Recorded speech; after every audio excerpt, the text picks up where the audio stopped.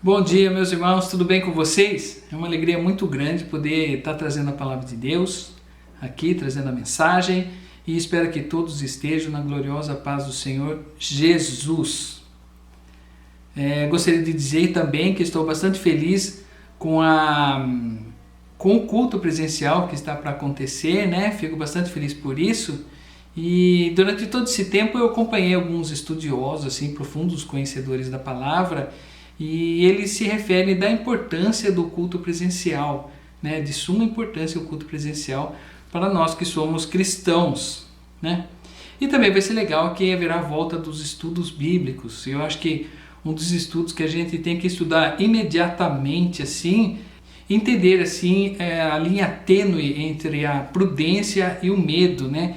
É evidente que é uma tênue linha que separa esses dois sentimentos e eles até acabam se confundindo.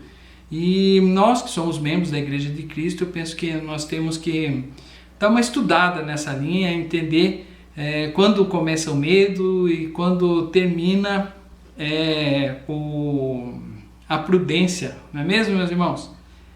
Aqui, para servir de inspiração para a nossa palavra, eu vou ler uma passagem bíblica que eu entendo que é uma das passagens mais encorajadoras da Bíblia, né? E a mensagem também será baseada nos estudos do Dr. Rick Warren, que é um pastor americano, né? Então, a palavra de Deus está baseada aqui no Salmo 34, versículo 1.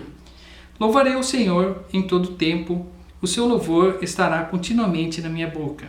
A minha alma se gloriará no Senhor, os mansos o ouvirão e alegrarão. Engrandecei ao Senhor comigo, e juntos exaltemos o seu nome. Busquei o Senhor, e ele me respondeu, livrou-me de todos os meus temores. Olharam para ele e foram iluminados, e os seus rostos ficaram confundidos. Clamou este pobre, e o Senhor ouviu, e o salvou de todas as suas angústias. O anjo do Senhor acampa-se ao redor do que os temem, e os livra. Provai e vede que o Senhor é bom. Bem-aventurado o homem que nele confia. Temei ao Senhor, vós, os seus santos, pois nada falta aos que o temem. Os filhos dos leões necessitam e sofrem fome, mas aqueles que buscam ao Senhor, bem nenhum faltará. Essa é uma passagem onde o salmista Davi está feliz com um livramento que Deus lhe deu. Nesse momento, Davi já havia vencido a Golias e ele está revestido de total autoconfiança e, de uma certa forma, estava empolgado com as grandes vitórias que Deus havia permitido na vida dele. Podemos notar que foram palavras fortes que demonstram convicção e uma fé inabalável. Quantos aqui já passaram por momentos como esse? Lembro-me, no final dos anos 90, quando eu servia a Deus numa outra igreja, eu vivi um momento como esse. Mas fica uma pergunta de mais uma linha tênue para discutirmos. Qual a diferença da experiência / sensação e a fé inabalável? Quando nos convertemos ao Senhor, no início da nossa conversão, Deus permite que experimentemos suas maravilhas, que possamos conhecer o seu poder. Isso faz com que confiemos ainda mais em Deus. Podemos ver no livro de Atos dos Apóstolos a forma como os cristãos estavam empolgados com as muitas maravilhas feitas pelo poder de Deus. Deus faz essas maravilhas para que as pessoas o conheçam. Hoje há linhas teológicas, inclusive, que afirmam que Deus faz grandes maravilhas até hoje, principalmente em locais onde nunca se ouviu falar de Jesus Cristo, para que haja afirmação do poder de Deus naquele local. Mas Deus não quer pessoas simplesmente empolgadas, que vivam somente de experiências e maravilhas. Podemos notar isso nesse versículo aqui. Mas a hora vem, agora é que os verdadeiros adoradores adorarão o Pai em espírito e em verdade, porque o Pai procura tais que assim o adorem.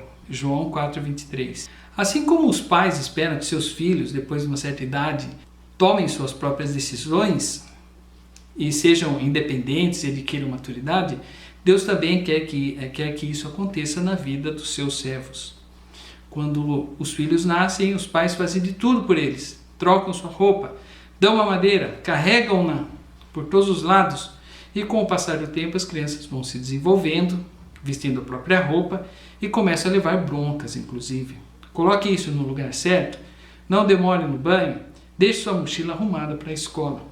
Um relacionamento completamente diferente de quando as crianças nasceram. não é mesmo? Os pais fazem isso por maldade? Não. Os pais querem que os filhos estejam aptos a assumir uma vida adulta com responsabilidade, coragem, sejam cultivadores de princípios cristãos. Infelizmente, nos dias de hoje, devido à cultura de facilidades que vivemos, os pais deixaram que seus filhos se transformassem em adultos juvenis ou adultos crianças, adultos mimados. E esses adultos mimados juvenis querem tudo na mão e se não for do jeito que eles querem, ficam bravos e fazem birra. Esses filhos mimados querem mudar inclusive a Bíblia, porque a Bíblia não diz o que ele gostaria de ouvir. Voltando ao Davi, que escreveu o Salmo 34, podemos encontrar outros salmos que são completamente diferentes desse, feitos pelo próprio Davi. Há momentos que Davi demonstra que Deus está distante dele, como no Salmo 10, por exemplo. Por que estás ao longe, Senhor? Por que te esconde nos tempos da angústia? Salmo 10, 1. Então, o que devemos fazer quando parece que Deus está distante de nós?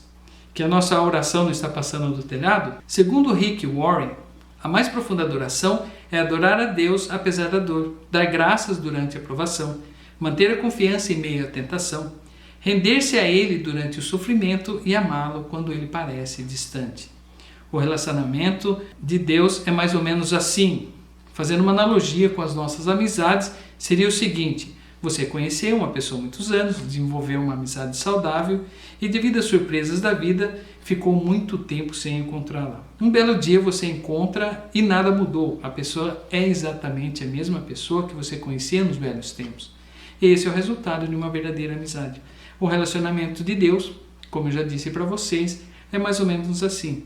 Vamos dar uma olhadinha na vida de Jó para entendermos melhor a situação e aprender com ele como que Jó superou aquele momento em que Deus aparentemente estava distante dele. No livro de Jó, podemos notar que ele perdeu em apenas um dia tudo o que tinha: família, negócios, saúde e todos os seus bens.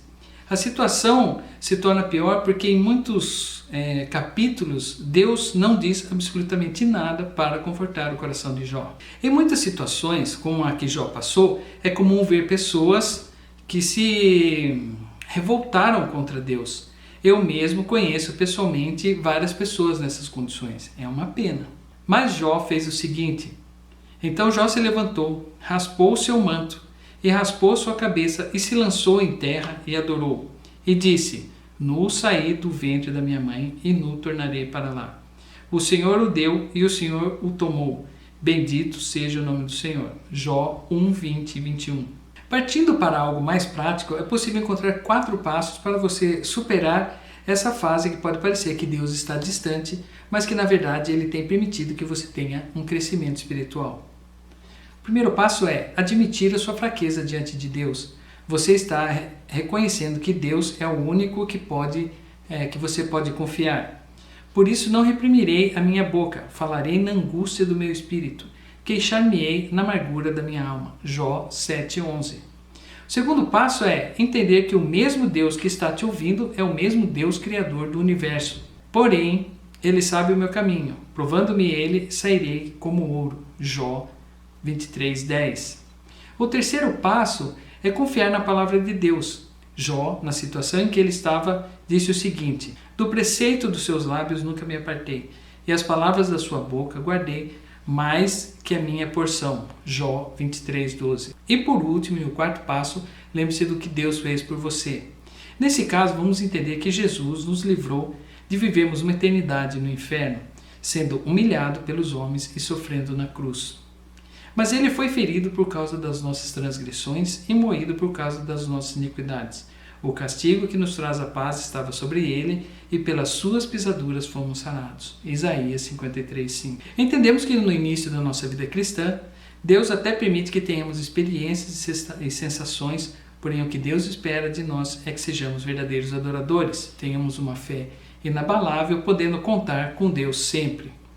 Podemos ver também que há momentos na nossa vida que chega a parecer que Deus está distante de nós, mas na verdade Ele está permitindo certas situações para que tenhamos um crescimento espiritual. Usamos várias passagens do livro de Jó para entender como Jó conseguiu passar por toda aquela adversidade que que aconteceu na vida dele. Deus faz isso por sarcasmo? Não. A nossa vida eterna foi garantida por Jesus Cristo na cruz do Calvário, que abriu mão de tudo para nos salvar. Recentemente, eu e minha família passamos por uma forte tribulação, como todos sabem. Houveram momentos de tensão onde o cansaço parecia nos dominar. Afinal, quando uma pessoa está doente na família, é diferente de várias pessoas doentes na família ao mesmo tempo.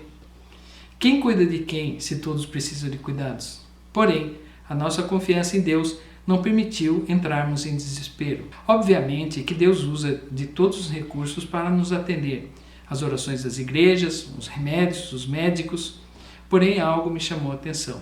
Na frente do hospital havia um grupo de cristãos que estavam às noites fazendo clamores pelos doentes do hospital. Um excelente trabalho dentro do cristianismo. Eu estava pronto para qualquer situação que Deus permitisse, mas numa noite, quando fui buscar a Adriana, que estava de acompanhante na Mari no hospital, ouvindo as orações daqueles irmãos, recebi de Deus a convicção de que todos nós sairíamos vivos. Poderíamos ter questionado a Deus? Poderíamos ter entrado em desespero? Poderíamos ter desistido de Deus? O nosso socorro vem do Senhor que fez os céus e a terra. Desde o início da nossa vida cristã, há muitos anos, já provamos da misericórdia do Senhor de várias maneiras. A cada dia que passa, Deus melhora o nosso relacionamento com Ele e estamos crescendo espiritualmente. Às vezes parece que Deus está distante, mas na verdade Ele está permitindo o nosso crescimento. Porque os nossos pensamentos não são os vossos pensamentos. E nem os vossos caminhos são os meus caminhos, diz o Senhor. Isaías 55:8. Bem, vou ficando por aqui. Espero que todos tenham uma excelente semana. Espero ver a todos vocês no culto presencial que logo vai acontecer. Um abraço a todos, irmãos.